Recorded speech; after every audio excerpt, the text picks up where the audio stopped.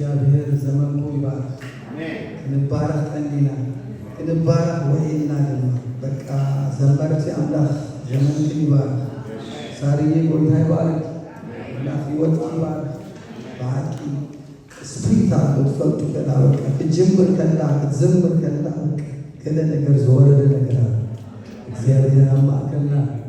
አለ በቃ ደስ ብለኝ እግዚአብሔር አማከና ምንድነው ካንቲ ላዕሊ ዘሐውሶ ሰብ ዝደሊ ተሪ አድርጎ እግዚአብሔር ህላውነቱ ከሰማዓካ ሀዶ ደስ ይላል ድምፁ ክሰማዕ ከለ ተስፋና ሱስ ተስፋ ኣብ ዘመን ኤሊ ድምፀ አምላክ ቃል አምላክ ዘዋሃደሉ በቃ ምግላጽ ኣብ ዘይነበረሉ ዘመን በቃ ከባድ እዋን ያለ እግዚአብሔር አምላክ ኣብ ዘመን ህዝቡ ቃሉ ዝግለጽ ነዚህ ወእስራኤል እግዚአብሔር አምላክ ከተቀባበለው ተዳለው ይዝብላል ተዳለው እግዚአብሔር ደል ዝጸምቀ ጎይታደ ነዚህ ሸውሃቶ ክፈት ዝጸምቀንተልዩ ያባን ይጻፍ ምክንያቱም አለው ዘይተወደ ማለት ጎይታ እጅግን ልብ ደል ይበቃ ኢየሱስ ክርስቶስ ጎይታ ሎሚ ጎይታ ቃል አለው ለጣፋ ዘለው ጎይታ ተደዳሊ ራሲ ቃል አለው እግዚአብሔር ይመስገን ሃሌሉያ ሁሉ ጎይታ ሻካቱ ገባታና ሃሌሉያ መንፈስ ቅዱስ ኮርስ ለሐሳብ ደው ከሸግረው ሐሳብ ደው ለሌላ ወላ ኢየሱስ ክርስቶስ ጎይታ እቲ ሁሉ ዝኽእል አምላክ ሃሌሉያ ደግምና ድማ ሕጂ ነዚህ ቃል እግዚአብሔር አካቶ የሌባ ዶራ ባንዲያ እግዚአብሔር መንፈስ ሃሌሉያ ሃሌሉያ እግዚአብሔር መንፈስ ራባጋዶሽ የቴፎላ ባንዲያ የግራጋዶሽ የቴፎላ ባንዲያ ማዶ ቃል ካነዚህ ጉባኤ ከመልኦ ጎይታ መንፈስ ካነዚህ ጉባኤ ጎይታ በኢየሱስ ስም ቃል ካመስልጣን ክግለጽ ጎይታ ኤልዳላባዶ እንደገና ሰሊም ካዩ ምንማንያ ጣዓሚሂቡ አወቂም ካዩ እንደገና ሰሊም ካዩ ምንማንያ ጣዓሚሂቡ አወቂም ካዩ ነገር እግዚአብሔር ሃሌሉያ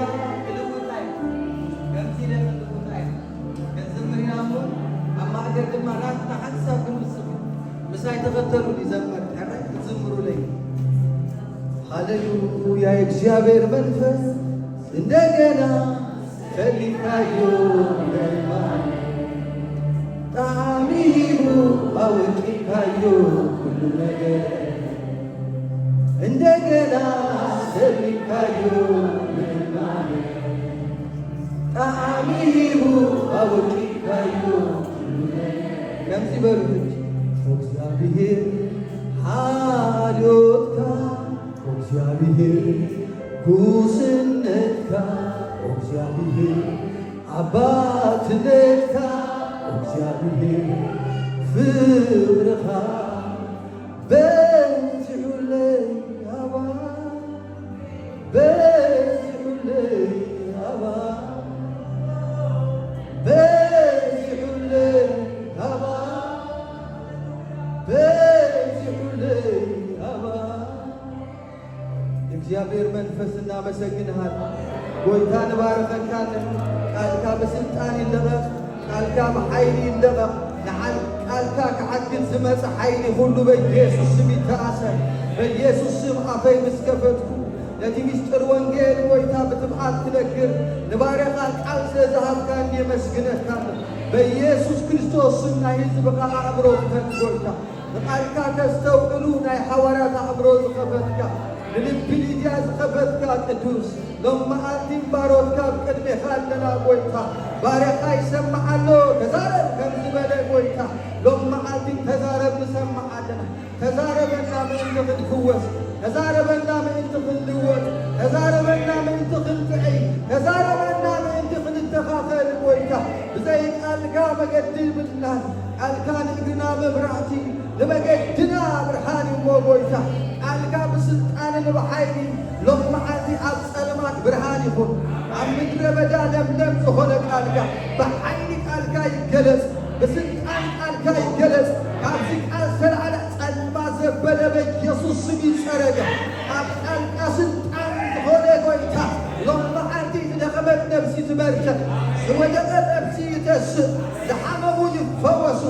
ቃሉ ለአኸ አሕወዮም ጽሑፍ ጎይታ በቃልካ ስልጣን ፈውስ ይሁን በኢየሱስ ስም ፈውስ ይሁን በኢየሱስ ስም ፈውስ ይሁን በኢየሱስ ስም ፈውስ ይተው በኢየሱስ ስም ይዛረበ ይፈሎ መንፈስ አተወኒ ከዚህ አብቃልካ ስተላለ ጎይታ መንፈስ ቅዱስ አብሰባት ይተው ጎይታ ይዛረበ ይፈሎ መንፈስ አተወኒ በእጋረይ ጀማ በለኒ ኸብዝ ብልቃልካ ሎሚ መንፈስ ጋ ጎይታ አብሰብ አባወዳት አባዋልት ክፈስስ በኃይል ይጸልያል በእጋርና ምንት ደውቅ ንብል አብቃልካ ምንት ደውቅ ንብል አምግርኻ ደውቅ ንብል ጎይታ ቃሉ አብ ያዕቆብ ዝሰደድካ አብ እስራኤል ዝወደቐካ ሎማዓንቲ ኣባሮትካ ኣብ ህዝብኻ ኣብ ክቡር ህዝቢ ጎይታ ቃልካስ ኣብ ልቢ ሰብ ይውደቕ ጎይታ አጃካ ቶላባንያ ወራ ባጋዶ ሸከቴ ፖላባን ዲያና ማሮባንያ ማሮ ሃሌሉያ መንፈስ ቅዱስ ሃሌሉያ መንፈስ ቅዱስ ሃሌሉያ መንፈስ ቅዱስ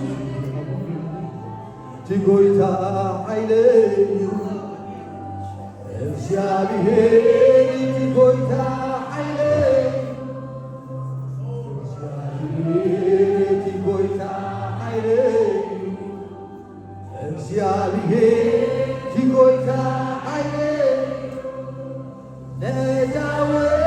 ነዳው ይዘን ነጋረያ በሪ ቦታ የመላስ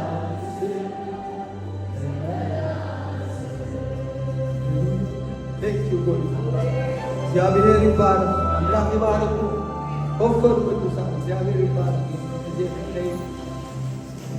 ጎይታ ሰናይ ስለዝኾንካ ተመስገን። እግዚአብሔር ይባረክ። ሎማዓንቲ ጎይታ ኣብ ልበይ ተቐመጦ ቃል እቲ ቃል እቲ ክንመሃሮ ኢና ብሓደ ድማ ጎይታ ከም ዝመርሓና እግዚአብሔር ይባረክ። መንፈስ ቅዱስ ናብ ዘበለና ክንብል ድምፀይ ሎሚ ቁሩብ ተሕቲሉ ስለ ዘሎ ቁሩብ ልዕል ነገር ተበልና ቤት ኣዕሪኻኒ ቀስ ኢለ ምስ ተቆፃፀርኩ ጎይታ ይመስገን። እግዚአብሔር ይመስገን። ስለዚ ኩላህና ናይ እግዚአብሔር ቃል መጽሓፍ ቅዱስ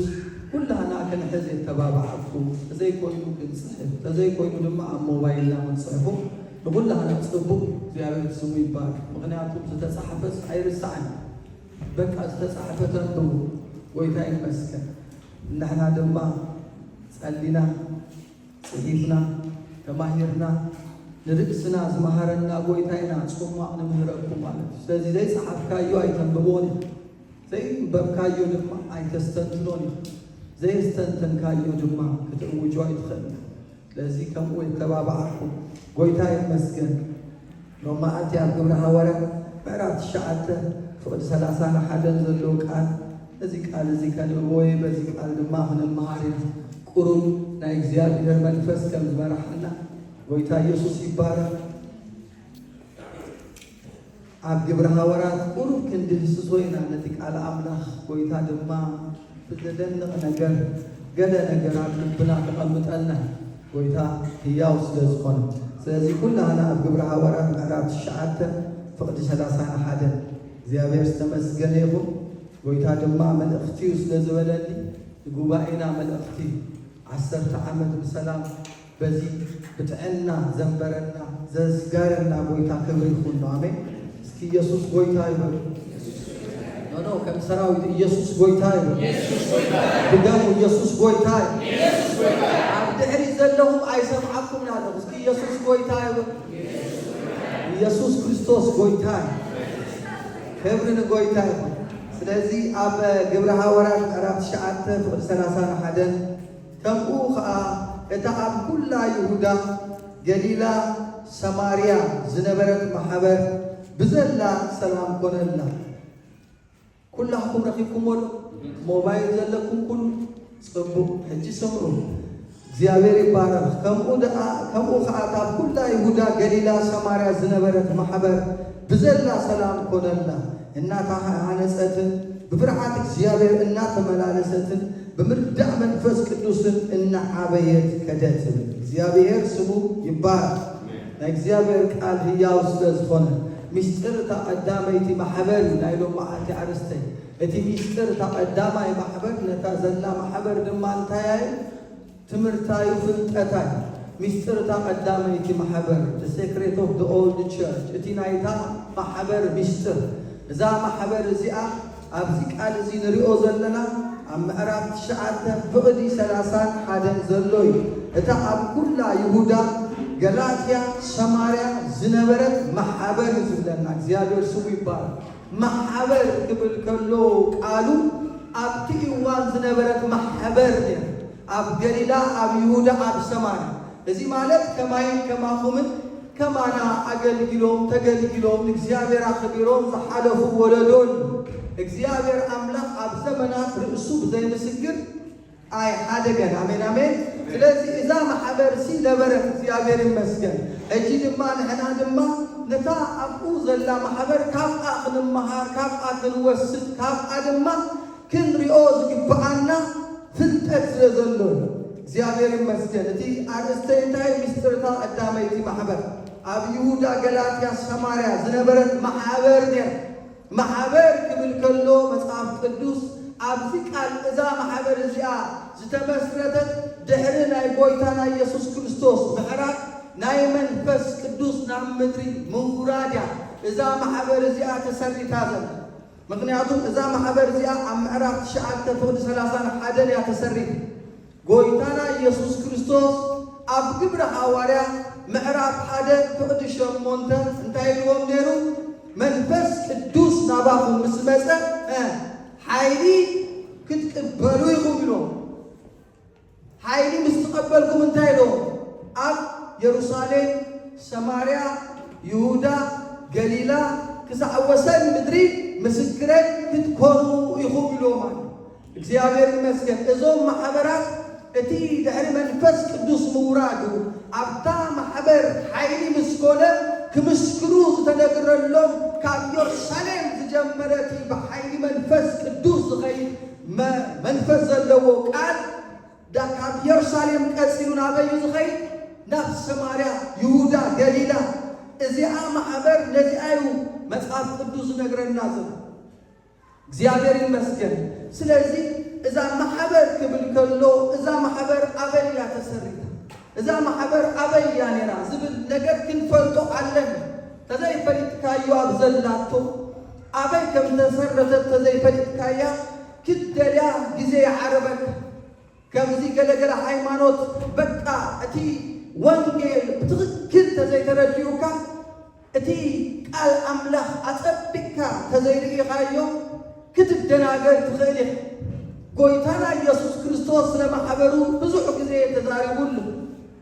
ኩላህና ንፈልጦ ቃል ኣሎ። ኣብ ማቴዎስ ወንጌል ምዕራፍ 16 ስለ ማሕበር ትብል ቁሩብ እሳ ክዛረብ ደልየ 16 ፍቕዲ 15 ግን ስላቢልኩም ብሞባይልኩም ረኣይዎ። ኣብ ማቴዎስ ወንጌል 16 ፍቕዲ 15 ኣብኡ ጎይታና ኢየሱስ ክርስቶስ ንወዲ ሰባት መን ይብልዎ ኢሉ ሓቲትዎ። ስለዚ መብዛሕትኦም እቲ ቀዳሞት እቲ ህዝቢ ንኢየሱስ ካብ ነቢያት ሓደ ዝብሉለው፣ ኤርምያስ ዝብሉለው፣ ኤልያስ ዝብሉለው ብዙሕ እቲ ማንነት ጎይታ ኢየሱስ ክርስቶስ ኣብ ሰባት ዘቐመጥዎ ብዙሓት ህዝቢ ነይሮም። ጎይታ ኢየሱስ ክርስቶስ ግን ነቶም ሐዋርያት እንታይ ክብሎም ንርኢ ኣብዚ ቦታ? ንስኻትኩም ከ መን ትብሉኒ? ሕጂ ጎይታ ኩልሻን ብዛዕባ ዝኾነ ሰብ ምስተዛረብካ ንስኻ ኸ ዝብል ሕቶ የቕርበልካ። እስኻ ኸ ባዕልኻ ብዙሕ ግዜ ጎይታ ብዛዕባ ርእስና ከየፅረና ኣብ ደገ ክንዛረብ ኣይፈቕደልናን። ኣብ ዓይንና ጉንዲ ከሎ ኣብ ሰብ ዓሰር ከነውፅእ ኣይከውን። ነዚ ጎይታ ኢየሱስ ንስኻትኩም ከመን ትብሉኒ ኢሉ ኣብቲ ናይ ሰብ ኩላቶም እዮም ተዛሪቦም ተንቢብኩሞ ነቲ ቃል ኣብዚ ተጥቕዕዎ ምስ ተረድኣና ነይሩ። ግን እስኻትኩም ከ ምስ በሎም ኣምላኽ ይመስገን ኩላቶም ጸጥ ኢሎም ኣብቲ ናይ ሰብ ኩላቶም እዮም ተዛሪቦም። ኣብቲ ናቶም ግን أبتي نسخاتكم كمسبلة بيتروس كم معكلو نسخات يسوع كريستوس ودهياو أملاك يخاف يسوع كريستوس لما مليسو بلو قويتا لك خمو مسبلو أملاك سلازخونة اتي دمسي كاب بيتروس زوات ناسي كاب سبا يكونة عدا جزي نزاربو كابانا زي كونة أملاك بأنا كم تزاربم أين استوقلون من كم زقل صوزلو التي مستر أين استوقلون من الباك حدا يشتري ودي قلقوت كسقليو خلو خون من الباك بزي تسبنا يوم قدي قويتا خزاربنا خلو تغي استوقلنا يوم يحلفنا سلازي قويتا ولا نبيتروس يتردون السبع لهم دا تزاربا كابي كم زمصو الذي مستر أي فلت سبعون وديونا إذي أب سماء يزلو أبو يمبر سجان دمن أي جلس أكا كسرون دايرو سلازي بزو مالك برس بروح سجان دمن زي جلسو مستر إذا أبو يكاب سماء يجلسون سلازي إلو نسخامني خيلو بيتروس أنا دمان محبري أبي أبزي كوعي كسبتها أبزي ما ننك مقلاس ود عملها محبر كسر كابتي محبر إذا سرت له حاجة وطن تايو أم مقلاس ما ننك ود عمله محبر إذا سرت له على أي ما عيناي أبدم أبسقو مغنياتهم محبر كبحر كله نحنا كرستو كله زلنا نمحبر ست أنا فتفلت أبيتك زيادة المهلاوكا انتاي مخارو كرستو كله محبر تسرتت سي أم مقلاس ما لنت ود أملاك سريتو إزي محبر إزي آية أسئلو دما بزعبازا محبر إزي سلا محبر إزي الزارة بزعتا أب يهودا قليلا سزبرت محبر مستر تقدامي محبر إزي الزارة بزلو إذا محبر دما أب سقا لبيمبر أب صلاة أمني أيكون أستوكلو إذا محبر إزي أب سقا لبي أب أيكونت أب صلاة أمني أيكونت أب سقا لبي بكلام صحف أيكونت بمنفس قدوس كم قبلو نسخاتكم سي بناي كلام زي كونت أب سقا لبي كاب منفس مبر زي أكال كم ببلكم anyway مستقال سلة خدن ليري أب كلاي قرنطوس معرف دكتور فقد سلسلة لاتكم إذا محبر زي حدا عمن مقلاس كتسريتا رأيوه كالا أيدي لما إذا محبر زي بفيدل بكلام أيقونت بمنفس قدوس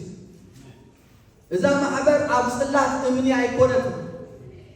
أب سقا لبي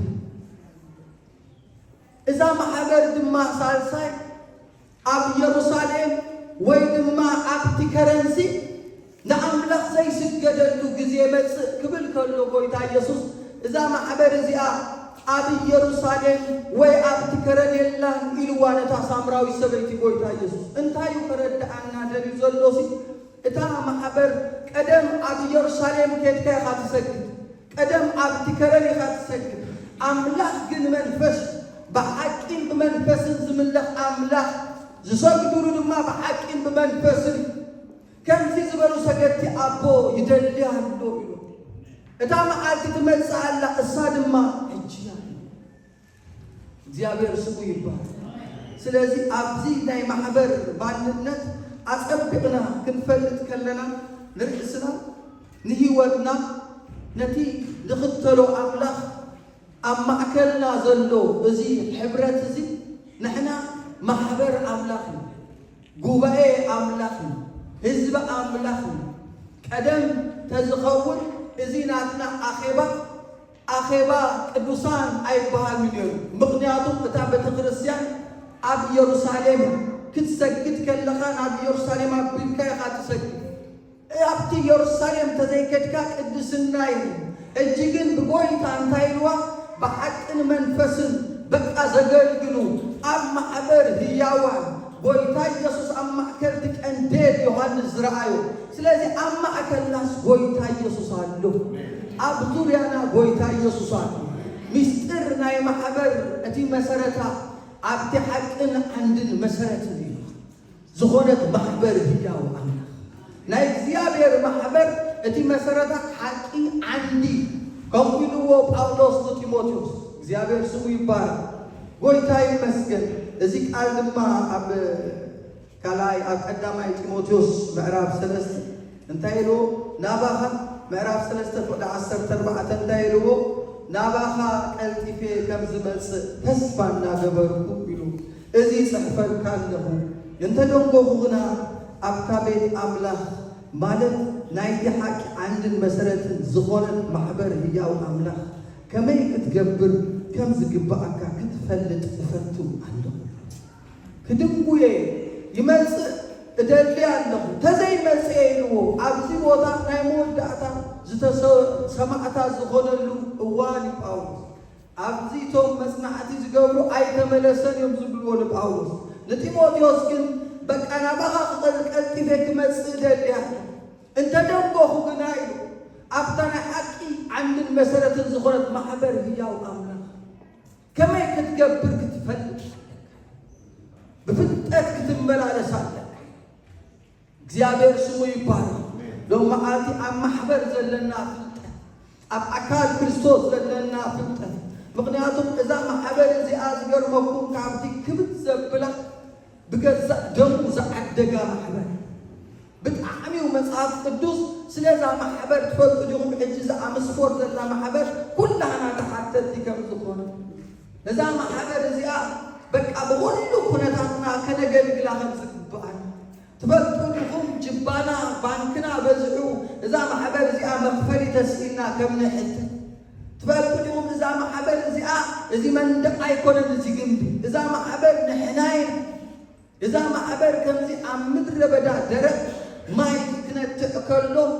سبرحو كيدو ساتيوز نبرسي ما يعطوه ما يكسرتي مالك ما حبر مالك كابتي مدر بدا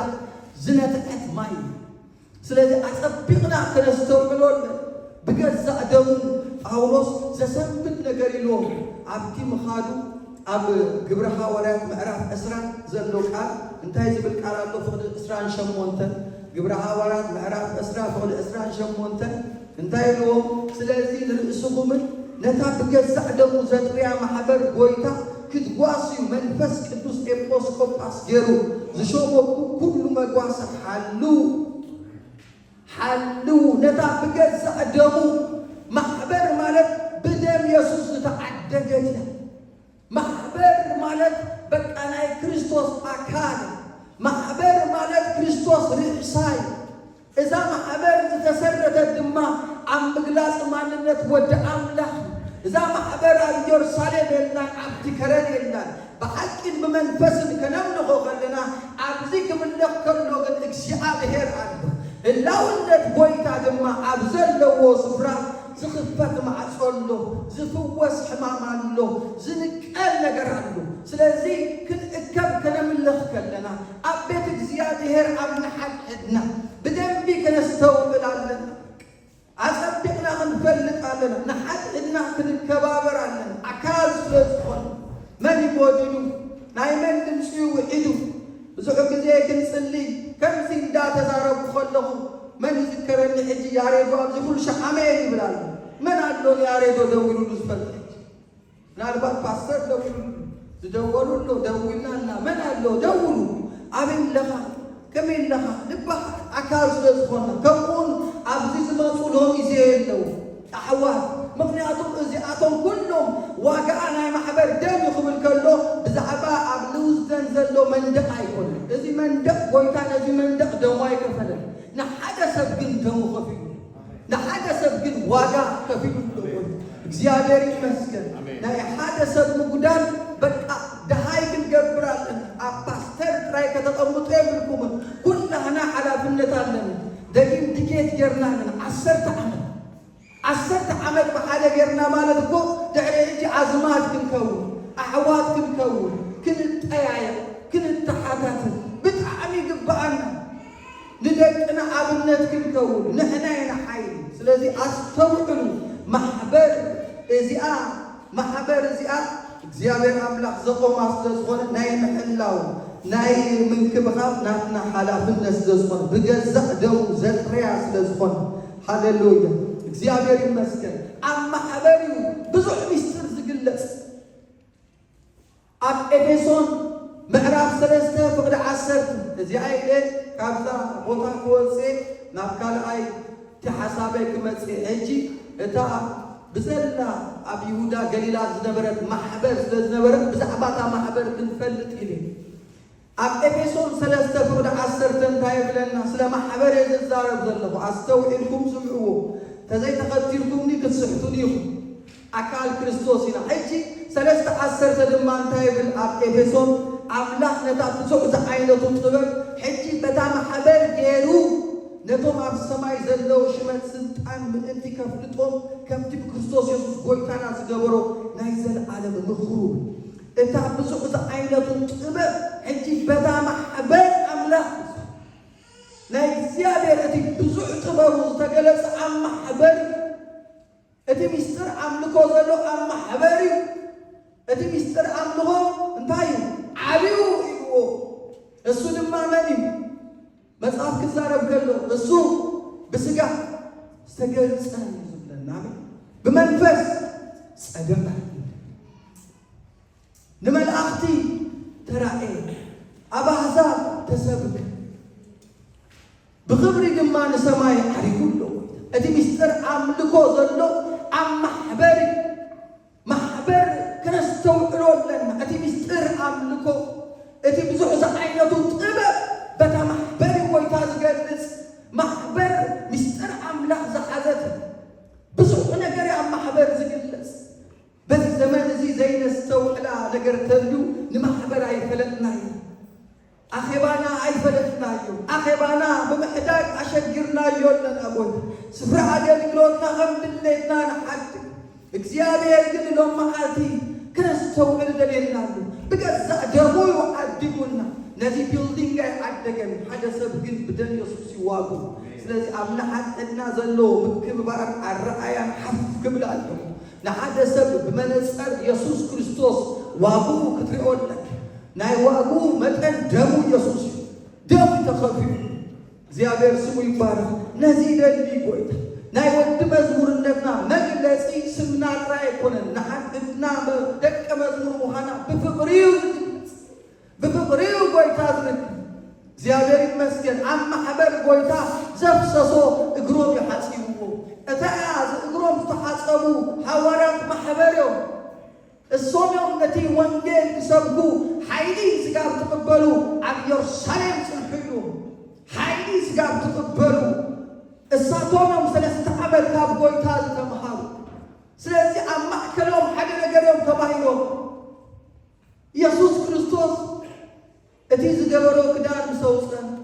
ድግድጊት ክዕጠቕ ከሎ መስለኒ በዓል ጴጥሮስ እዚ ሰብኣይ እንታይ ክገብር ምክንያቱም ኤክስፔክት ገይሮሞ ኣይፈልጡን ከምዚ እግሮም ግን ክሓፅብ ምስ ጀመረ ጴጥሮስ ሰሚዑ ጴጥሮስ እግዚአብሔር ይባርክ ሓቀኛ ክርስቲያን ገና ኣይተሓፅበኒ ኢኻ ጎይታ እዩ ብጣዕሚ ሰሚዑ ግን እቲ ሚስጥር ጎይታ ኖ ድሓር ክርዳእካ ኣነ ተዘይሓፂበካሲ በቃ እቲ ኩሉ ዝመፅእ ዘሎ ነገራት ተኻፋልያ ትኸውን በል ነፍሰይ ኩሉ ሕፀበኒ ድማ ድሓር ክርኸና ጎይታ ኢየሱስ ይባላል በቃ ከምዚ ዓይነት ኣቦ እኳ ንሪኦም በቃ ከምዚ ዓይነት መራሒ እኳ ንሪኦም ከምዚ ዓይነት ፍቕሪ እኳ ንሪኦም እግሮም እንዳሓፀበ ወይ ኢየሱስ ጥዑም እግሪ ሰብ ዝሓፅብ መራሒ ተሰርፓንትሁድ ሊደርሽፕ ኣብ ኣሜሪካ ብዙሕ ዝተሸጠ ኣብ ማንጎ ማናጀር ዝገዝእዎ መፅሓፍ ኣብ ኣሜሪካ ክቡር እቲ ሰብኣይ ዘውፅኦ ሓሳብ እቲ ኣርእስቲ እንታይ ዝብል ተሰርፓንትሁድ ሊደርሽፕ ቀደም እቲ መራሒነት ከም ኣምብሬላን ሰርቫንትሁድ ሊደርሽፕ ክልተ ዓይነት ኣምብሬላ ማለት እቲ ፅላል ማለት ፓራፕሉ ፅላል ሲ ኩሉ ሸዓብ ላዕሊ እታ ፅላል ኣብ ታሕቲ ቀልጢ እቲ ሰርቫንትሁድ ሊደርሽፕ ግን ትሕቲሉ ምግልካል ናይ ጎይታ ኢየሱስ ጥበብ ዓለም ተጠቂማትሉ ሕጂ ዓበይቲ ማናጀራት ኣብ ኩሉ ቦታ ይኣትዩ ትሕቲሎም ክስታይ ሕጂ እዚ ማንነት ካብ ጎይታ ዝተማሃረት ማሕበር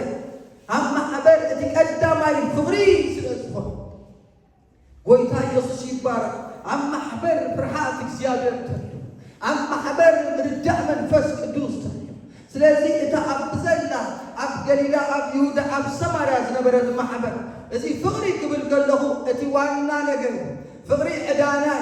ኩሉ ዕዳና ተኸፊሉሉ ኢየሱስ እሙን እዩ ኣብ መስቀል ተፈጸመ ኢሉና ዘይፈጸሞ የለን ተቐጥቂጡና ገጹ ሸፊኖም በቃ ብዘንዲ ኣፍንጭኡ ወቂዖሙ ደም ፈሲስዎ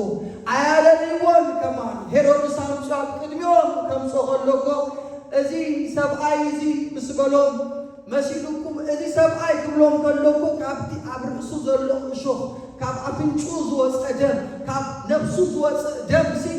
ብጣዕሚ ስለ ዝወቅዕዎ ማንም ዘለለዮ የለን ምሰምፅዎ ብደም ተፀይቑ ሪኦምዎ በቃ እዚ ሰብኣይ ምስ በሎም ስቐሎም ጭካኔ በቃ አይሁድ ሃይማኖተኛታት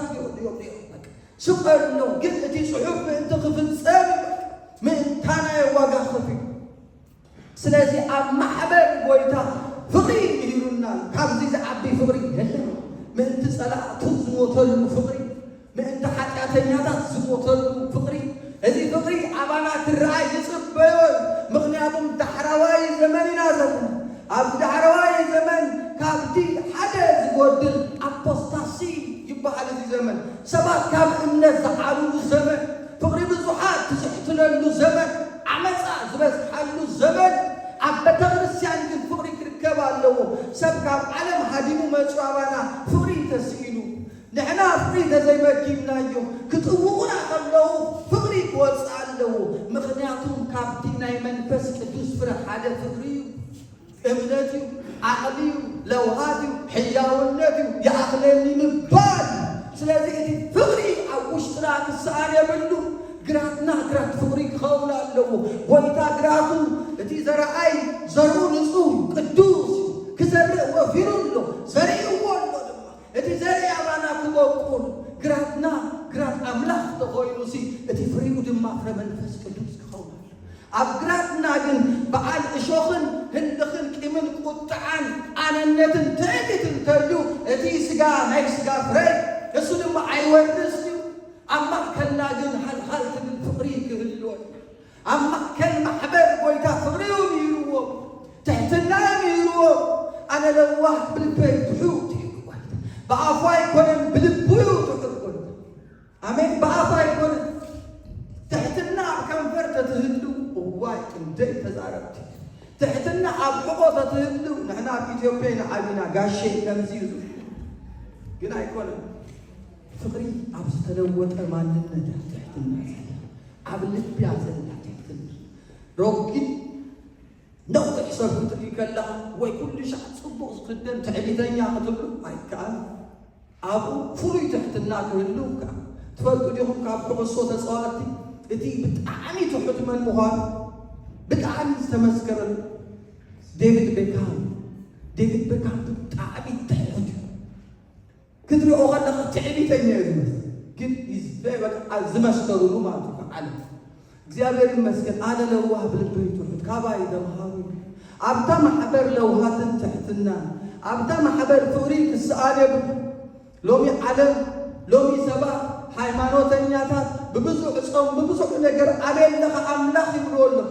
ትፈልጡ ዲኹም ናይ ኣምላኽ ኣድራሻ ብዙሕ ሰብ ከም ዘይፈልጡ ኩሉ ሰብ ኣድራሻ ኣለዎ አንግሽ ሓወይ ኣድራሻኻ ኣበይ ተትብሎ ዝቦላ ብለካ ኣበይኻ ተትብሎ ንፓስተር ኣምስፖርት ይብለካ ኩሉ ሰብ ኣድራሻ ኣለዎ ኣምላኽ ድማ ኣድራሻ ከም ዘለዎ ዶ ትፈልጡ እግዚአብሔር ይመል ኣምላኽ ኣድራሻ ኣለዎ ኣብ ኣድራሹ ኢኻ ትረኽቦ ብዙሕ ኣብ ኣድራሹ ዘይኮነ እዚ ቃል እንታይ ዝብለና ቃል ኣሎ ንኣምላኽ ወላ ሓደ ዝረኣዮ ሰብ የለን ንሓደ ዕድና ተተፋቐርና ግን ኣምላኽ ኣባና ይነብር ፍቕሩ ኣብ ማእከልና ይፍጸም ስለዚ ኣምላኽ ዝነብረሉ ቦታ ኣብ ማእከል ፍቕሪ ይወሃብ ፍቕሪ ክህሉ ከሎ ኣብ ማእከልና ብዘይ ጥርጥር ጎይታ ኣብ ማሕበርና ፍቕሪ ክህሉ ከሎ ብዘይ ጥርጥር ኣምላኽ ኣሎ ኣብ ቤተሰብ ፍቕሪ ክኸውን ከሎ ኣምላኽ ኣሎ ኣብ ሓደራት ፍቕሪ ኣብ ቤተሰብ ፍቕሪ كم حدا هزبي فقري مسكور بيت كافقري مغنياتهم هزي تواهيب الناس لزخونه تواهيب النايب كريستوس حديو فقري تزازي فقري دليت كاي كونه مريس كاي تفكرني مريس أفكرنا كم تقلنا من مريس وسب عارف رئيسي خجبر كله عمرعو تصبقاته ننوحته مريس يعارك زجبر ويتا يسوس كن عرفته خجبرنا خلو أي مرز እግዚአብሔር ይመስገን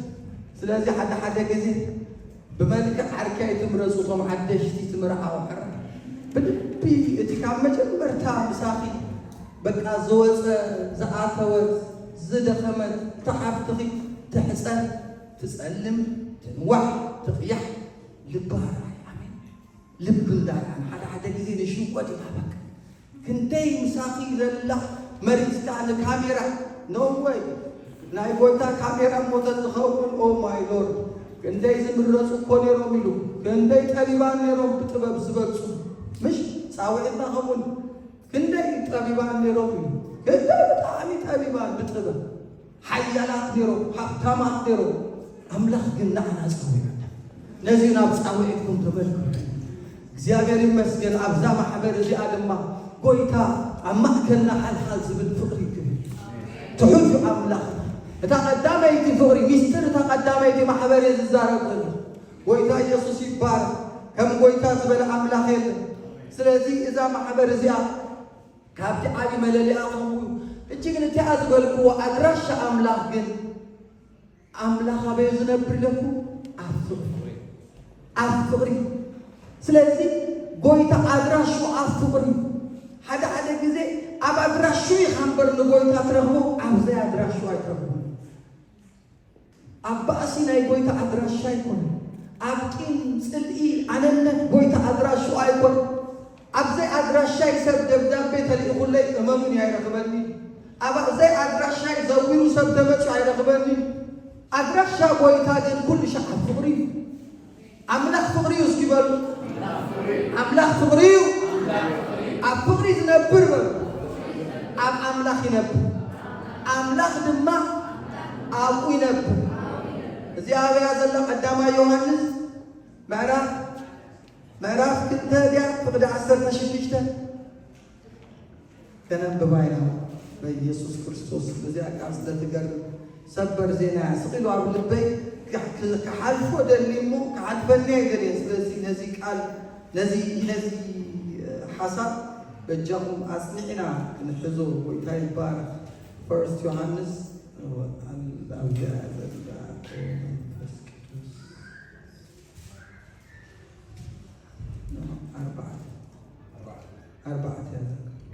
أربعة عشر تشتغل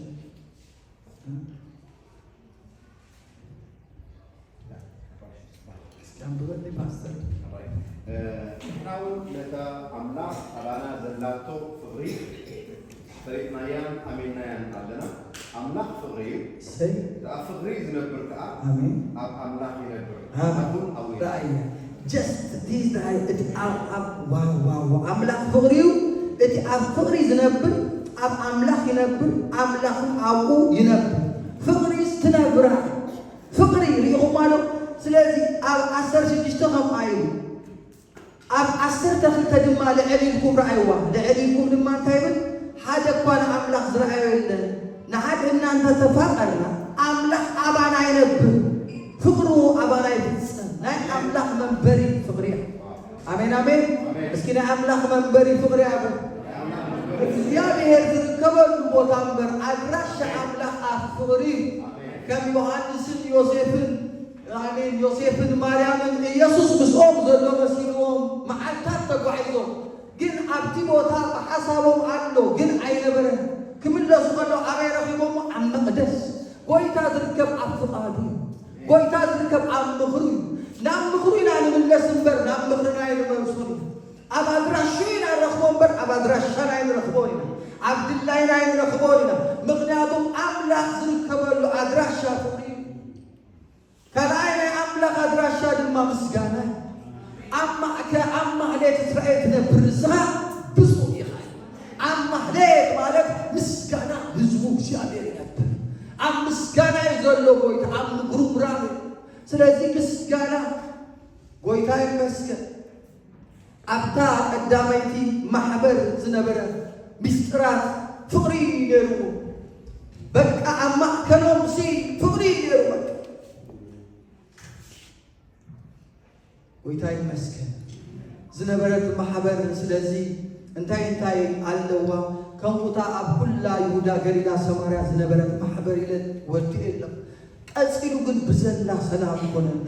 እናተሃነፀትን ብፍርሃት እግዚአብሔር እናተመላለሰትን ብምርዳእ መንፈስ ቅዱስ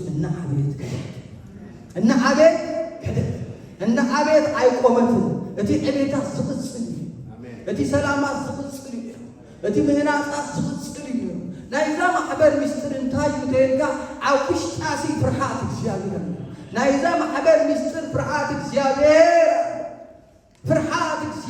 እቲ ዝዓበየ ምስጢር እዩ ኣብ ቤተ ክርስቲያን እቲ ካልኣይ ምስጢር ዝነበራ እታ ማሕበር ፍርሃት እግዚአብሔር እዛ ማሕበር እዚኣ ድማ ንምንታይ እዩ እዚ ፍርሃት እግዚአብሔር ኣብ ውሽጣ ዘለዋ ማሕበርን መንፈስ ቅዱስ ድማ ምርዳእ ዝነበራ ማሕበር እዚዩ እዘን ሰለስተ ነገራት በዚ ሰዓት ዓለም ትደልያ በዚ ሰዓት ኩሉ ሰብ ዝደልያ እንታይ እዩ ፒስ ሰላም ካልኣይ ቢልድ ኣፕ ምህናፅ ሰላም ተልዩ ምህናፅ ተልዩ ድማ ምዕባለ ኣብዛ ማሕበር ሰላም ነይሩ ኣብዛ ማሕበር ካልኣይ እንታይ ነይሩ እናተሃነፀት ኣብዛ ማሕበር እንታይ ነይሩ ምዕባይ ነይሩ እዚ ሰለስተ ኣብዛ ማሕበር ነይሩ ሕጂ እዚ መጽሓፍ ከነንብቦ ከለና ኣስተውዕሉ ኣብ ግብረ ሐዋርያት ምዕራፍ 9 ፍቕዲ 31 እዩ ኣብዚ ቦታ ዘይህውኽ ዘየሎ ኮይኑ ኣይኮነን ሰላም ዝኾነና ኣብዚ ሰዓት እዚ ኣብዚ ዘመን እዚ ነዛ ማሕበር ክንፍትሻ ከለና ዘየፍርስ ነገር ዘይህሉ ኮይኑ ኣይኮነን ትህነፅ ዘላ ወይ ድማ ዘይቀትል ነገር ዘይሃለወ ኮይኑ ኣይኮነን ተዓቢ ዘላ ግን እዛ ማሕበር እዚኣ ኣብ ውሽጣ ዘሎ ናይ እግዚአብሔር ፍርሃት ነይሩ ምክንያቱም 9 ፍቕዲ 1 ዝተጻሕፈ ድሕሪ ምዕራፍ 8 ፍቕዲ 1 ግብረ ሐዋርያት ምዕራፍ 8 ፍቕዲ 1 እንታይ ይብል ኣብ ቤተ ክርስቲያን ዓብይ ስደት ይወጽ ኣብዚ ቃል እዚ እስጢፋኖስ ዝሞተሉ ዘመን ኣብዚ ቦታ እዚ ዘጨንቕ እዋን እዩ እንደገና ቤተ ክርስቲያን ሰላም ትረክብ ያይልካ አይተሐስብ እንደገና ትህነጽ ያይልካ አይተሐስብ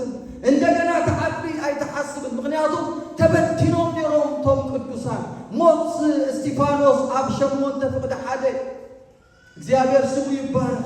ጎይታ ግን ኣብ ዘመናት እሙን እዩ ኣምላኽና እሙን እዩ ሎሚ ድማ ጽባሕና ኢድ ጎይታ እስጢፋኖስ ምስ ሞተ ብዙሓት እዮም ሰንቢዶም ባትጌሮም ብዙሓት እዮም ተጨኒቆም ኣብ ምዕራፍ 8 ፍቕዲ 1 ኣብ 931 ግን እግዚአብሔር ነታ ማሕበር ሰላማ ኮይኑ እግዚአብሔር ነታ ማሕበር ምህናፃ ኮይኑ እግዚአብሔር ነታ ማሕበር ምዕባያ ኮይኑ እግዚአብሔር ይመስገን ኣይመስለኩምን እዚ ቃል እስኪ ንዓይ ይበሉ እዚ ቃል ንዓና ይስክበሉ እዚ ቃል ንማሕበርና ይስክበሉ 10 ዓመት ኣይመስለኩምን ስቂልና ዝሓለፍና እኮ ኣይኮነን ኣምላኽ ግን ሰላም ገይሩና አሜን እስኪበሉ አምላክ ግን ምህናፅ ገይሩና አሜን እስኪበሉ እግዚአብሔር ግን ምዕባይ ገይሩና አሜን እስኪበሉ እግዚአብሔር ይባረክ ክንደይ ኮሮና እኮ ሓሊፉሉ ክንደይ ሰብወት እዩ ክንደይ ነገር እኮ ኮይኑሎ እግዚአብሔር ግን 10 ዓመት ገጽ ንገጽ ክንረአይ ከለና ምስ በዓል ሳርዬ ለይለይ ብላ በዚ ይቆያ ነርና ብዝናብ ዝኽብላ በዓል ሳርዬ ነና አሽቱ ላይ ተበቃ ይገርም እግዚአብሔር ይመስገን በቃ ነናዓሽቱ ገል ማንተማዓት ነዓሽቱ ነበሩ ሕጂ ክድረይ ከና ወይ ነስክብል አንተ ተስፊ صح እድለኛ እግዚአብሔር ይባርክ ባዓል ዲሞ ባዓሉ ድማ በጣም ካናይ ራእይ ወስደው በስኪታ መናዶ ዝክራ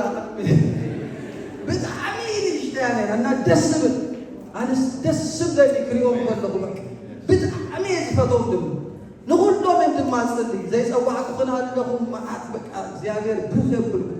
እግዚአብሔር ይባረክ። በአሊዮሲ በቲማለው ጎይታ ይመስገን አምላክ ይመስገን። ስለዚህ ሰላም ዝገበረና እግዚአብሔር ስለዝሆነ ሽሙ ይባረክ። ሃሌሉያ ኢየሱስ ክርስቶስ እሱ ዘላለም ጎይታ ስለዝሆነ አምላክ ማዕከልና ስለዘሉ ስለዚህ አብዛ ማህበር እዚ አግን እቲ ዘዓበየ ፍርሃት እግዚአብሔር ቅዱሳን እቲ ዘዓበየ አጽዋር አምላክ ፍርሃት እግዚአብሔር ካብ ፈጣን ፈረስ ካብቲ ብዙሕ ሰራዊት ዘለዎ ንጉስ ካብ ዓብይ ጅግና ፍርሃት እግዚአብሔር ይበልፅ። ሓደ ጊዜ ኣብ ህይወት እዚኣ ማሕበር ሰላም ኮነና ክብለና ከሎ ቀሊል ከይመስለኩም ኣብ ህይወት ንጉስ ብዙሕ ሰራዊት ተልዎ ይዕበይ ወይ ድማ ጅግና ተልዩ ኣብ ማእከሉ ዘይዕበይ መናሉ በቲ ዘመን ፈጣን ዝነበረ ፈረስ ዘለዎ ዘይዕበይ መናሉ ግን ኣብቲ ብዙሕ ሰራዊት ዘለዎ ጅግና ኣብ ዘይድሕነሉ ዘመን ኣብቲ ብርቱዕ ኣብ ዝፈርሓሉ ዘመን ኣብቲ ፈረሰኛ እኳ ፈፂሙ ክድሕን ዘይክለሉ ዘመን ግን ሓደ ወለዶ ይድሕን እሱ ድማ ዓይናይ ወለዶ ወስዶ ዓይንቲ እግዚአብሔር በዘመን ጥሜት አሜን። እስኪ በዘመን ጥሜት በሉ በህይወት ከተምብሮ ምሳይ በሉ በዘመን ጥሜት በህይወት ከተምብሮ ለነፍሶ ካሞ ከተናገፎ ዓይንቲ እግዚአብሔር ናብቶም ዝፈርሕዎ ናብቶም ምሕረቱ ተስፋ ዝገብሩ ናባታቶም እግዚአብሔር ይመስገን። እዚህ ቃል እዚህ ተአምር ምክንያቱም እቲ ንጉስ ብዙሕ ሰራዊት ዘለዎ አይደሐነ እግዚአብሔር ዝፈርሕ ግን በዘመን ጥሜት ቢወት እግዚአብሔር ዝፈርሕ ግን ለነፍሱ ካቦ ይናገር እግዚአብሔር ምፍራህ ካብ ብዙሕ ሰራዊት ይበልጽ ክብለኩም የለን ቅድም ኣብ ህይወትኩም ኣብ ቤትኩም እግዚአብሔር ምፍራህ ኣብ ስራሕኩም እግዚአብሔር ምፍራህ ኣብ ትምህርትኩም እግዚአብሔር ምፍራህ እቲ ምስጢር ዮሴፍ ፍርሃት እግዚአብሔር አቁነር ሰባይ ነበረ ማንም የለን ሰይዲ ቢጣፋራ ወጥቃቱ ጎቲታቶ ከተትርፎ ካብራዩ ጎቲታቶ ከተትርፎ ወጉዩ እዚ ግን ኣብ ቅድሚ እግዚአብሔር ኃጢአት ነው እምቢሉ ኢየሱስ ጎይታ ኖይሉ ብዙሕ እኮ ክጽብጽብ ክጸባጸብ ምስካለ ነቡ ያዕቆብ እግዚአብሔር አናጊፎዩ ዮሴፍ ግን ክድርበይ ከለሁ እግዚአብሔር አበይ ነሩ አዕዋት ክሸጡን ይኸለው አበይ ነሩ ክብር ይኽእል ዮሴፍ ምክንያቱም አዕዋቱ ኣብ ጎዳጉዲ ክድርብዎ ከለው አንታ ሮቤል አንታ በጃኹ ክብሎም ከለው ጸጥ ክብሉ ከለው ማንም ዝረድኦ የለን ብዙሕ ምክንያት ነሩ ሓደ ጊዜ እኮ ካብ ቤት እግዚአብሔር ዝተርፈሉ ኣብ ገለገለ ቦታታት ዝርከበሉ ኣብ ኃጢአት ንኣተሉ ምክንያት ጌርና እኳይ ክላ ክስቶ ቀይሙ ክላ ሰይሎም በተክርስቲያን ሰይድ ካይዋልቲ በተክርስቲያን በማድብ ዮሴፍ ግን ከም አይበል አህዋተይ ደርቤውን ይዘይ ሐነኒ እዚ አምላክ አይበለ ኣብ ቅድሚ እግዚአብሔር ኃጢአት ታይ አይነት ምርዳ እዚ ሰባይ ዘይብሉ ቦታ እግዚአብሔር ፍርሃ ኦ ዘቀባክ እዚ ቅብአት ካለ ወይ ኸይድ ገሩ እዚ ናይ እግዚአብሔር ኃይል ያባህ ግለጽ ይገቡ እግዚአብሔር ፍርሃ ምክንያቱም አብዛ ማህበር ዝነበረ ገንዘብ ወርቅ የነበረ ፍርሃት እግዚአብሔር እዚ አንተ እኮ ዝገለጽኩ ቃል ቀሊከ መስለኩም ኣብ መዝሙር 36 አላትኩ አይ ለሕለፍ መዝሙር 36 ዘላቃ መዝሙር 36 ምክንያቱም እቲ ብዙሕ ጅግና ገለ ዝብል ቃል ጽኢልና ክንሓልፎ ይብልና አሜን። እግዚአብሔር ይባርኩም ታቃል ከበኩም ሞ እንዳወዳ አፍሪካ አሳብ ሃሌሉያ እግዚአብሔር ይባርክ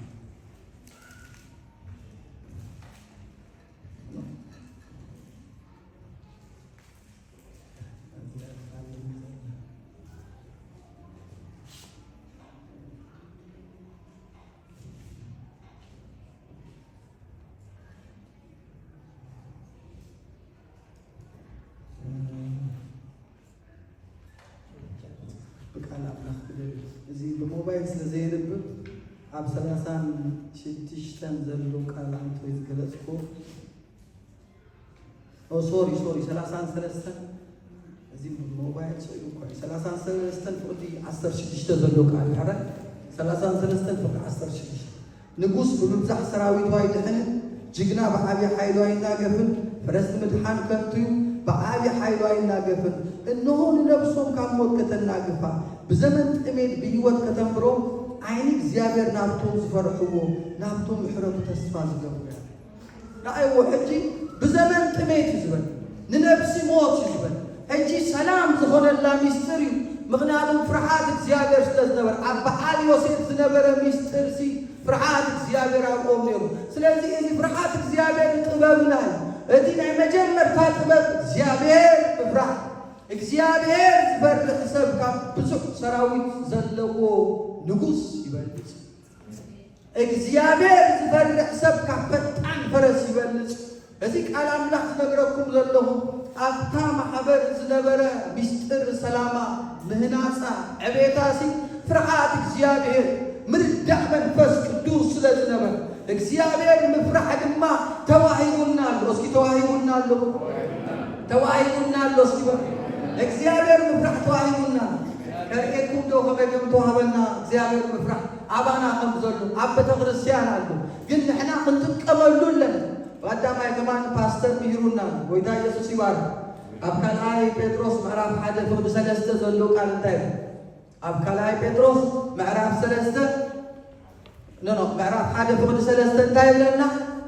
ብፍልጠት ክብሩን ደግነቱ ዝፀውዓኒ ኣምላኻዊ ሓይሉ ኢሉ ኣምላኻዊ ሓይሉ ዲቫይን ፓወር ንፍርሓትን ኢሉ ምሽ ንህይወትን ዝኸውን ኩሉ ካብ ሃበና እቲ ኣምላኻዊ ሓይሉ ሲ ንፍርሓት እግዚአብሔር ዝኸውን ሂቡና ንህይወት ዝኸውን ሂቡና እቲ ኣምላኻዊ ሓይሉ ዝብል ድሕሪ መንፈስ ቅዱስ ዝወረደ ሓይሊ ሓደ ሸሞንተ ግብረ ሃዋርያት መንፈስ ናባኹም ምስ መፀ ሓይሊ ክትቅበሉ ኢኹም እቲ ሓይሊ ድማ እቲ ኣምላኻዊ ሓይሊ ንፍርሓትን ንህይወትን ዝኾነ ኩሉ ካብ ሃበና ኣብ ዓለም ካብ ዘሎ ጥፋዕ ወፂኹም ተማዓልቲ እቲ ኣምላኻዊ ባህሪ ምእንቲ ክትረኽቡ ኣምላኻዊ ባህሪ ጋድስ ካራክተር ኣብ ቤተ ክርስቲያን ካራክተር ባህሪው ሩም ዝኾነ ኣዘራርቡ ሩም ዝኾነ ኣካየዱ ሩም ዝኾነ ኣከዳድኑ ሩም ዝኾነ ብዘረቡ ምስ ጎይታ ከም ዝኾነ ዝፍለጥ ሰብ ነዚሁ ናይ ጎይታ ካራክተር ጎይታ ክልተ ባህሪ ኣለዎ እቲ ሓደ ባህሪው ይተወረስ እቲ ሓደ ባህሪው ግን ዝውረስ እቲ ዝወረስናዮ ባህሪ እቲ ዘይውረስ ናይ ኣምላኽ ባህሪ ዘለዓለማዊነቱ ዘይልወጥ ምዃኑ ከዓሊ ምዃኑ ኤልሻዳይ ምዃኑ ኣልፋ ምዃኑ ኤልሻዳይ ኦሜጋ ኣልፋ ምዃኑ እስኪ ነዚ ጎይታ ክብረሃቡ ሓዳውዎ ጎይታ ኢየሱስ ጎይታ ሃሌሉያ ብኡቲ ዓባይን ክብርቲን ተስፋ ዝረኸብና ኣብ ዓለም ፍትወት ስጋ ካብ ዘሎ ጥፋት ወፂኹ ክርስትና ምውፃእ ክርስትና ዘፅዓት ክርስትና ምፍላዩ ውፁእ ወፂኹ ተማዓልቲ ኣምላኻዊ ባህሪ ምእንቲ ክትረኽቡ ኦ ኢየሱስ ክርስቶስ እሱ ጎይታይ ስለዚ እንታይ ብለና ቀፂሉ ግን ብትግሃት ዘበለ ተጋሩ ክርስትና ፋይት ምግዳል ምስ ሓጢአት ብምቅሳስኩም ደም ኣይተፋሰስኩምን ተጋደሉ ክርስትና ቀሊል ኣይኮነን ኣልጋ ባልጋ ኣይኮነን ተጋደሉ ገዲ ገደል ይብልዎ ኣቦታት ገዲ ንመን ዘየሰንከለ ንመን ዓይኑ ዘይሐወረ ንመን ዘይቀተለ ገዲ ከማና ዝፈልጦ የለን መን ኣሎ ገዲ ዘይፈልጥ ወለዱ ብርእሱ ብብዙሕ ነገር እጅስ ተጋደሉ ዝብለና ቀሊል ኣይኮነን ነቲ መንፈሳዊ ሕብረት ተጋደሉ ብትጋት ዘበለ ተጋደሉ ነቲ ፃውዒትን ሓሪቑምን ከተፅንዕዎ ተጋደሉ ቅንስና ብል ጳውሎስ ንምንታይ ሎሚ ቃል ተቃለስቲ ምዃን ዝኸብደና ንምንታይ ኢና ቀጢፍና ክፍልኽ ንኽኸውን ንእሽተይ ክትንክፈልና ከሎ ንጉዳእ ሰብ ክትውቐና ከሎ ኣይጠውቑኒ ኣይተንክፉኒ በቃ እቲ ዝረግፆ ኩሉ ጥዑም ሓደ ሰብ ኣብ ቸር ተቐይሙካ ዋዕዮ ንምንታይ 7 ሰብ ዘየቐይመን ጎይታ ኢየሱስ ኣቐይሙካ ዓይንኹም ናብ ጎይታ ግበሩ ማሕበር ኣብ ውሽጣ ብዙሕ ዓይነት ሰባት ጴጥሮስ ኣይመስለኒ ስኺሉ ሓወይ ተበደለኒ ክንደይ ግዜ ኢኻ ክብሎ ዝበለ ሓደ ብጣዕሚ ኣጨኒቕዎ ኣሎ ኣብቲ ቸርች ጎይታ ኢየሱስ ድሓን 3 ግዜ ድሓር ግደፍ ይበለ ዝብሎ መስሎን ሸውዓተ ጊዜ ተስፋ ዘቆርጽ በፍጹም ከሞት ምድለካይ ዝገርም አዘራርባይ አገልግሎት ከለና ሻባዓይ ዙ በጣም ቀጠንቲ ነርና ለአሽቱ ነርና ፈጣናቲና ግን ምሳራ በሻሚል ገጀፍቲ ድማን ይሮ ማሐበል ለሐረቲ መከራ ታይሚሩ አብቲ አገልግሎት አኔ ሬዮ እቶም ኤርትራ እኮ ዘለኹም ደሓኒኹም በዚ ማዕቶት ተሞክሮሎ ንሕና ካብ ኢትዮጵያ ስለዚ መፃና ተምሃሮ ኣይንፈልጥ እጂ በቃ ሽንት ቤት ኣብቲ በረኻ ሰብ ኩሉ ሸይን ደሃር 5 ደቂቃ ድር ብሎ ብድግ ኢልካ ክዳንካ ተዓጢካ ምኻን ብሽም ኢየሱስ ረታ ዓይነት ሸይጣውንቲ ጆም ሰባትና ንብልዕና ንዓድና ኢና እቶም በዓልና ንፋል ካብ ኢትዮጵያ ዝመፃና ዓሚቼን እምበር ኣይ ግዴለ እዚኦም ሸይጣውንቲዮም ሰብ ይባልገም ደሃር ንሕና ቀጠንቲ ስለዝኾንና ዋላቲ ኮምፕላሴኒ ሓዊ ንብሪቆም ነይሩ ምሳይ ሙሉራ ኮምፕላሴኒ ስኢሉ ሸዊሉ ዝኣቶና ሸዊና እቶም ገጀፍቲ ግን ክትሱ ገለገለ ደሓር ኣኼባ መፅኡ ሓላፊ መፅኡ ፓስተር ሓላፊ መፅኡ ኩሉ ሰብ ኢዱ ሕቶ ዘለኩም ከመይ ኣለኩም ገሌሉ እቲ ሮጊት ሰብኣይ ምሳና ሰብ ኢዱ ኣሎ ኣነ ሕቶ ዘለኒ ኣብዛ ሽንት ቤት ትገብሩና ዘለኹም ልክዕ ከይወዳእና ፊት ተስእ ይብሉ 5 ደቂቃ ተስእ ይብሉና ንሕና ገጀፍቲና ኣብ እዚኦም ንዓሽዮም ንሕና ግን ገሌሉ እቲ ተጋደላይ ድማ በቃ ስነ ዓቢልዎ ሓቂኻ ኢኻ ኣነ ብዛዕባ እዚኣ ተዛሪበዮም እየ 5 ደቂቃ ነዊሕ ሓላ 2 ደቂቃ ግበሩሎ ብሎ ኖ ወለድና ናብ ሸይጣውንቲዮም ኣምፅኦምና ኢልና ቀቢፅናዮ እጅስ ለምንታይ ኢና ናብ ዝፈፀግን እትስታይ ውንትን በቃ ክስታይ ከብለክ ሓደ ጊዜ ጎይታ ከፍልዎ ምስ ኣጋር ተደኺምካሲ ምስ ፈረሰኛ እንታ ክትከውን ኢኻ ኢሎ ነይሩ መሽ በቃ ሓደ ጊዜ ኣብ ነብስና ተጋደልቲ ምዃንና ክንፈልጣን ሰራዊት ኢና ዕጥቅና ክንዓጥቃና እጂ ዝመፅእ ዘሎ ዘመንና ስኢልካ ኣልጋ ባልጋ እንዳቐለድካ ተሓልፎለን ጸልዩ ተንበርኮም እመኑኒ መንእሰያት ጸልዩ በቃ ኣጓሉ ጸልዩ ኣወዳት ኣዋልድ ጸልዩ ንጸልዩ ምክንያቱም እቲ ዘመን እቲ ዝመፅእ ዘሎ ዘመን ብጸሎት ተሓልፎዩ ብቅብዓት ተሓልፎዩ ሓይልኻ ዓቅብ ጎይታ ስጋብ ዝመፀ ክዳንና ኸይምፅእ እዚ ዝብለኩም ዘለኹ ሕጊ ኣይኮነን ሰብከልኩም ተዋሂቡና ኣሎ ጸጋ ዘንቅቕ ጸጋ ተዋሂቡና ኣሎ ንዓለም ዘንቅቕ ጸጋ ኣሎ እግዚኣብሔር ይባሃል እዋይ ቅድስና ክጥዕም መቕባሕ ማዕታ ይገብረክ ሓጢኣት እኮ ፈራሕ እዩ ዝገብረክ ሓጢእ ፈራሕ የሀገሬ ልጆች ፈስ ያለበት ዝላ ይፈራሉ ቶማ ምችታት የምትሉ ገለ በቃ ሓጢኣት ፈራሕ እዩ ዝገብረክ መቕባሕ ባሕታ ጎይታ ግን ስሙ ይባረክ ስለዚ ብዘላ እዛ ማሕበር እዚኣሲ ሰላም ይኾይኑላ ፍርሃት እግዚኣብሔር ኣብ ልዕሊኣ ናይ እግዚኣብሔር ህልውና ኣብ ልዕሊኣ ናይ እግዚኣብሔር መንፈስ ኣብ ልዕሊኣ እዚ ኣብ ግብረ ሓዋርያት እዚ በቃ ናይ እግዚኣብሔር ተኣኪሞም ይጽልዩ ነይሮም መኣዲ ብሓደ ይቆርሱ ነይሮም በቃ ኣብ ድኻሞም ኣብ ብርትዖም ብሓደዮም ዝነበሩ ጎይታ ድማ ኣብ ማእከሎም ማይትል ይግለጽ ነይሩ እግዚኣብሔር ስሙ ይባረክ ኣብዚኣ ቃል ግን ካብ ምዕራፍ ካብ ግብረ ሓዋርያት 1:8 ኣብ ግብረ ሓዋርያት 8:1 ኣብዘን ክልተ ዘለው ጋፕታት ክፍተት ኣብ ማእከል 7 ዓመት ነይሩ ይብልዎ እቶም መጽሓፍ ቅዱስ ዘስሉ ኣብ ውሽጢ ዲ 7 ዓመት ምድሓን ናይ ነብሳት ዝተገብረሉ እዋን ኣብዚ ውሽጢ 7 ዓመት ክንደይ ቻሌንጅታት ዝሓለፉ ዘመን ነይሩ ግን ምዕራፍ 1:8 ክፍጸም ሓደ ጊዜ ኣብ ምዕራፍ 8:1 ተኣትሙ እግዚአብሔር አምላክ ኣብ ምዕራፍ 1:8 ግብረ ሐዋርያት ገዛኹም አንብብዎ ሓይሊ ምስ ተቀበልኩም ኢየሩሳሌም ይሁዳ ሰማርያ ክትከዱኹም ኢሎ እሶም ግን በቃ ነዊሕ ገይሮም ኣይወፁ ኣብ ኢየሩሳሌም ጥራይ ኮይኑ ወንጌል ኣብ ኢየሩሳሌም ጥራይ ኮይኑ ስብከት ኣብ ኢየሩሳሌም ጥራይ ኮይኑ ተኣምር ኣብ ኢየሩሳሌም ጥራይ ኮይኑ ትምህርቲ ስለዚ ይሁዳ ሰማርያ እንደገና ወሰን ምድሪ ስጋባባና ይጽብዮም ነይሩ ወንጌል ስለዚህ ወንጌል እጁን ቀጻላይ ስለዝሆነ እግዚአብሔር ይመስገን እጅ አብዘለና ያቲ ተማሚ ምናን ዘን ዓለም ነብረሉ አይኮን እግዚአብሔር ጽባሕ ካብ ማዕከልና ራእይ ትህብ በተክርስቲያን ሐቂፋት ተውሱ ተገል መስኡ ተበርቶ አሜን እንበር ከምዚ የጨረቃ ቤት ዝብልዎ ኮሬል ካብታልት ገዛ ካብታልት ተብርሱ ሞሱ ኢላ ወኻራ ተቀምጣቶ ዝበለኮ ሰንበላቀው ወኻራ ዘፍርሷል እዚ ዝብለኩ ዘለኹ ግን በቃ ኣብዚ ግብረ ሐዋርያ ናብ ኢየሩሳሌም ሰማርያ ይሁዳ ወሰን ምድሪ ወንጌል ክበጽሕ ዝተዘለ እግዚአብሔር ይመስገን ስለዚህ እቲ ዋና ምስጢርታ ማሕበር ኣብ ማእከሎም ፍቕሪ ነይሩ ፍርሃት እግዚአብሔር ነይሩ ኣብ ማእከሎም ድማ በቃ ምርዳእ መንፈስ ቅዱስ ነይሩ መንፈስ ቅዱስ ዝወረደሉ ዘመን መንፈስ ቅዱስ ወሪዱሉ መንፈስ ቅዱስ ብክርስቶስ ወሪዱሉ ኣብ ውሽጥና ፈሲሱሉ ተቀቢልና ኣለና ነዚ እዚ መንፈስ አባና ወሪዱሉ ኢየሱስ ተቀቢልና ስለዝኾ ነቲ ጎይታ ሰላም ተቀቢልና ይወስደን በክርስቶስ ኢየሱስ አባና መንፈስ ቅዱስ ፈሲሱን መንፈስ አምላክ ፈሲሱን እቲ መንፈስ ቅዱስ ድማ ኣብ ልብና ፍቅሪ አምላክ ኣብሲሱና ፍቅሪ አምላክ ኣብ ውሽጥና እዚ ኣብ ሮሜ 5:5 ደቁ ቀሲልኩም ረአዩ አሎ መጽሐፍ ቅዱስ ለሁሉ ነጊሩና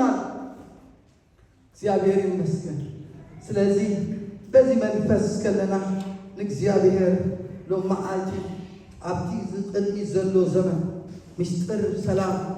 ምስጢር ህናጽ ምስጢር ዕቤት ማሕበር ፍርሃት እግዚአብሔር ኢልና ተሰማሚና ለናለው ተሰማሚና ለና ምርዳእ መንፈስ ቅዱስ ምዃኑ ተሰማሚና ዶለን ፍቅሪ ምዃኑ ተሰማሚና ዶለን ለዚህ ጉዳይ ዶ ክትጋደሉ እግዚአብሔር ቃል ነው ተአፍ ጽባሕዶ ትጋደሊ አሜን ጽባሕዶ ሁሉ ፈተና ለፍቅሪ ክንጋደለላ ለሕብረት ክንጋደለላ ለሰላም ክንጋደለላ ምክንያቱም እቲ ዘመን ቀረባይ እቲ ዝመጽእ ክመጽእ ሃሌሉያ እቲ መርዓዊ መጽእ ስለዘሎ ነታ ቤቱ አረኪቡና አሉ በዘይ እጣሩ አረኪቡና ረስሓት የብልና በቃሉ ሐጺቡ ዋሎ ማሕበር ረስሓት የለን ነዚሁ መጽሐፍ ቅዱስ ክዳንኩም አይጸይቁ ስጋ ዝመጽእ ዘለካ ጽዕጋ ሓዞ ንፍቅሪ ጽዕጋ ሓዞ ናይ ወዲ መዝሙርነት መለለይ ናይ እግዚአብሔር አድራሻ ሃሌሉያ ፍቅሪ ማለት ሲበቃ አይትዕበይ አይትጀሃርን ዘይናታ አይትደሊና ስለዚህ ኣብ ማእከልኩም ሃልሃል ብፍቅሪ ተሃድሙ ድንጋጸ ልቢ ክህልወና ለውሃት ትሕትና ክህልወና መንፈስ ይዛረባሉ እዚ ዘላቶ ሃሌሉያ መንፈስ ማሕበር ዝብሎ ይስማዕ ዝብል ሎሚ ይሰማዕ ኣለኹ ዝብል ሰብ ኣሎ እሰማዕ ኣለኹ ሃሌሉያ ምክንያቱም መንፈሱ ዝብለና ተፋቀሩ እዩ መንፈሱ ዝብለና ተደጋገፉ እዩ መንፈሱ ዝብለና ተደላለዩ ምክንያቱም መወዳእታ ሁሉ ቀሪቡሎ ርእስኻ ግታዕ ራካቶላ ባዲያና ባዴ የጌታ ፍቅር ሃሌሉያ መንፈስ ቅዱስ ኦ የእግዚአብሔር መንፈስ ሃሌሉያ ወራባጋዶ ሸከቴ ፖላ ባዲያና ማዶ ሎሚ ሰላም ሲኔል ቸለዋይኔ ሸለቆ ውሃ ሲሞላ ውዴ ስትሆነኝ ውዴ ውዴ ውዴ አይቻለሁ ባይኔ በብረቱ ሸለቆ ውሃ ከበይ እንዴት ይሞላል አትበይ ጌታ ስትሆነኝ አይቻለሁ ባይኔ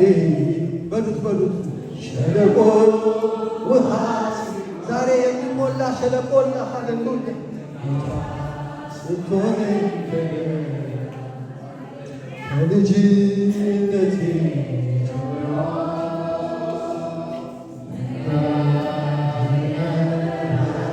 ሃሌሉያ እንዳልሞት የጠበቀኝ አባት ያሳደገኝ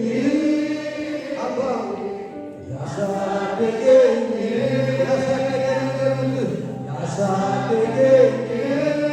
ሃሌሉያ ያሳደገኝ በሰው አገር በምድረ በዳ አለቀስኩ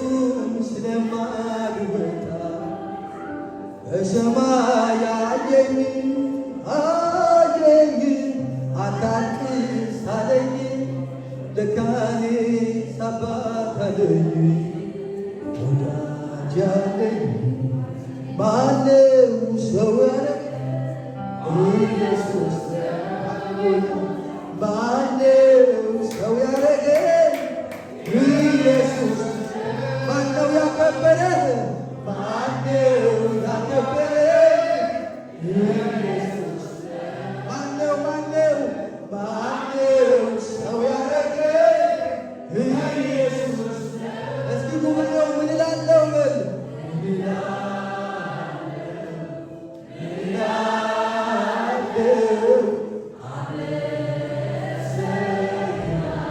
እንደገና ምን እላለሁ